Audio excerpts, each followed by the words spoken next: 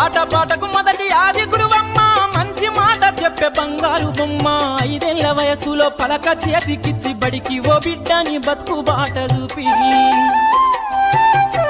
ఓనమాలు నేర్చి 1, 2 చదివి వయసుతో పాటు చదువు పెరుగుతుంటే ఎదిగిన కొడుకును కళ్ళ చూసుకుంటూ కడుపు నిండినంత సంబరపడుతుంది.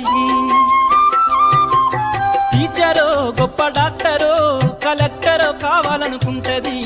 మనసున్న తల్లి మన అమ్మ కమ్మని కలలెన్నో మదిలోన కంటది. జన్మనిచ్చిన అమ్మ రాతి బొమ్మ కాదు, జగమంత జన్మంత కొలిచేటి దైవము అమ్మా. కమ్మనైన అమ్మ పాట వింటే ఎంత మధురమో,